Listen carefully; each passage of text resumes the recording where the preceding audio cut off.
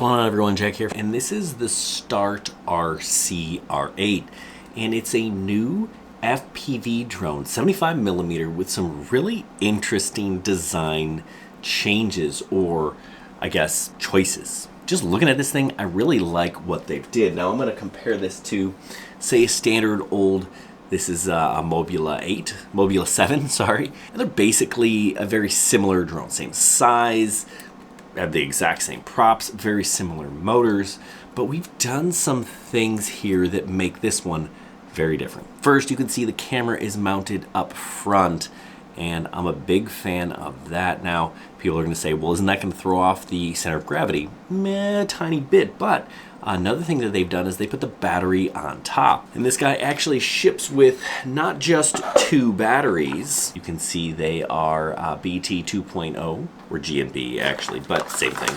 But also a multi-charger, which is really nice. There are little things on here that tell me whoever built this thing knew exactly what they were doing, because little nuances, like there's a tiny dab of glue over the camera connector there, as well as right here on the UFL. Now that's a big deal. A lot of people don't think of that, but you absolutely have to do that. Otherwise, this might pop off in a crash and you're going to ruin your drone. They've also even secured the antenna with a little clip here on the back.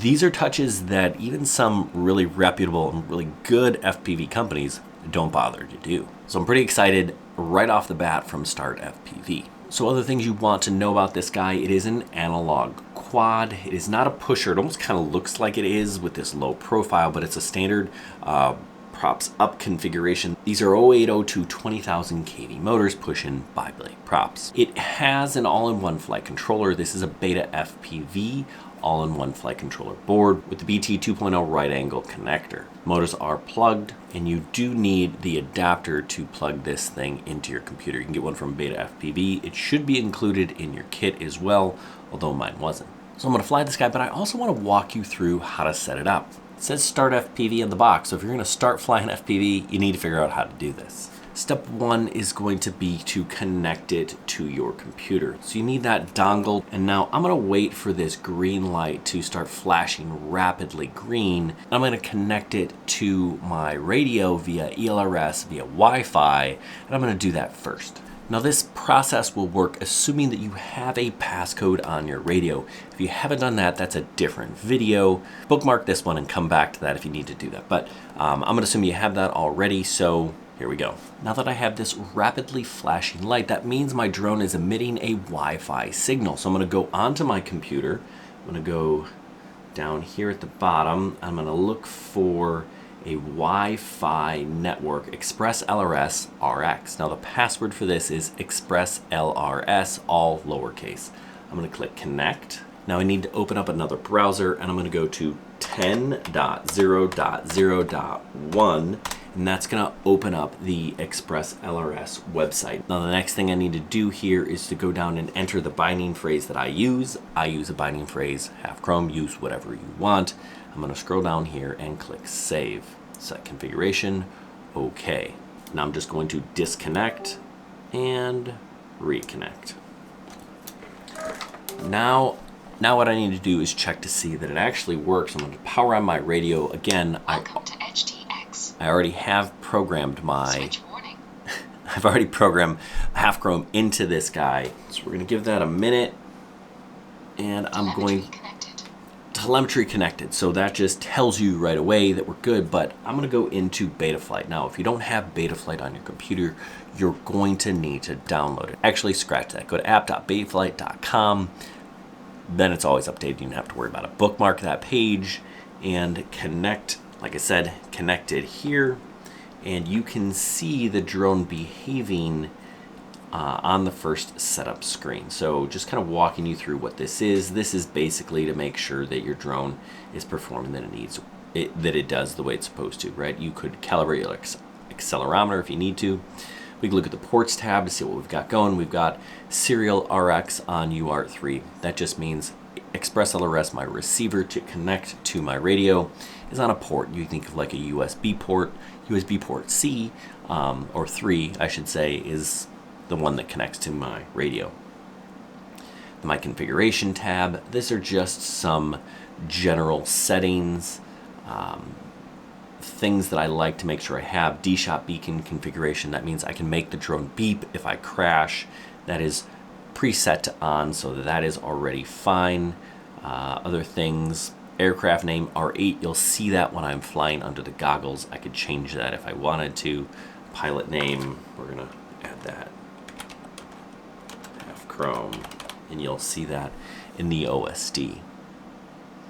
Other things, nothing too fancy. Battery and power, don't worry about this one. Failsafe, we're not worrying there. Presets, not something you need to worry about. PID tuning, this is to change the way that it flies.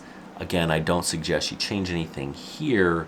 I'm just going to look down here at my angle strength, which is 50, and that's how quickly it snaps back into place. I'm not going to change that, although I typically fly with that a little bit higher. It just allows me to maneuver a little bit quicker. Angle limit is 60 degrees. That's pretty aggressive.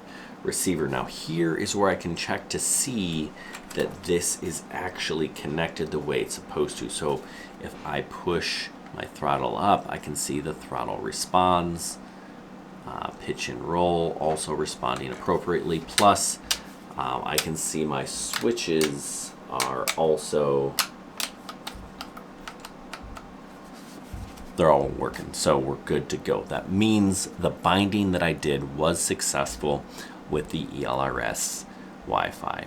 Modes, I like arm on 1, angle on 2. That's what you want. Horizon, I don't like horizon mode, so I'm going to delete it. But it's like angle mode where you can do flips. Beeper on 3, perfect. And flip over crash, yep, on 4. That's what I want. Adjustments, nothing there. GPS, nothing there. Motors, shouldn't be anything there. OSD, right here. I'm going to make sure that I have my pilot name on there. I added that, but these are just the things that you're going to see while you're flying. Pilot name, let's put it right there. R8, fly, I like that up at the top. Again, this is just what you're going to see under the goggles, and you can move things around however you so choose. Again, I'm just going to click save. All right, video transmitter. This is the power output. Looks like I have a few different options. This is going to be on raceband channel 1 at 25 milliwatts. That's cool. LED strip, don't have it. Sensors, nope. Black box, nope. Tether logging, nope. CLI. The only thing I'm going to suggest you do in the CLI, and you can just do what I'm doing if you fly acro mode. If you're flying your drone, and this is my other one, and it bumps into something when you're flying acro, you're going to crash. Crash recovery helps you recover from crashing, so I like to turn that on, and I'm just going to do set crash, and then you can see it's going to see set crash recovery equals on. I'm going to hit enter, and then I'm going to hit type save, hit enter, boom. That is all of the setup that I'm going to do for this guy. Now it's time to fly it. Now in terms of goggles and radio, I use these here. These are probably the most expensive goggles, or the HD Zeros.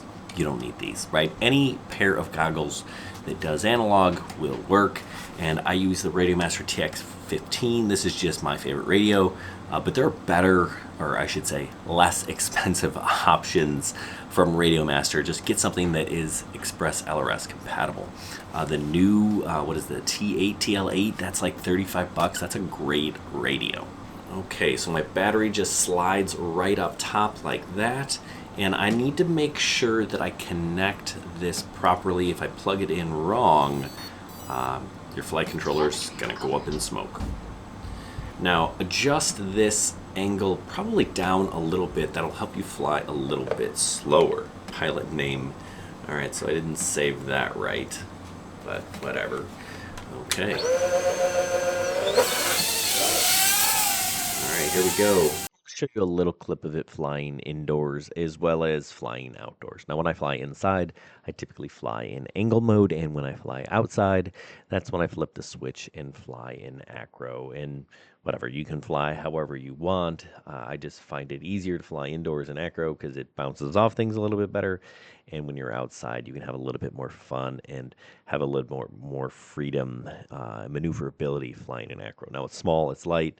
Um, so outside, you need to fly on a day with very little wind. Indoors, obviously, that's not a problem. You know, this 75 millimeter whoop has plenty of power, probably a little bit much for a beginner, but you can always actually kind of tone that down with a throttle cut. I put throttle cut on a dial. If you want to watch a video on how to do that, you're going to, I certainly have one. Certainly, I would recommend checking that out. But yeah, this is a fun little drone, a good little starter FPV drone. Is it for an absolute beginner? No. FPV is not an easy thing to learn, but with a little bit of practice, some work in the sim, you can absolutely do it. So yeah, fun little drone, interesting. I'd love to see more things come from StartFPV. I'm anxious to see what they can put out and continue to build solid products. So yeah, definitely an option if you're thinking about getting an FPV. If you're looking for, a 75 millimeter whoop, this is certainly something to consider. So this is the Start FPV R8, and if you're looking for one, links down below, or if you're looking to set it up, hopefully this was helpful. If you want more information on drones, FPV or otherwise, make sure you subscribe to the channel. We'd love to have you back. Thanks for watching. Good luck, everyone, and happy flying.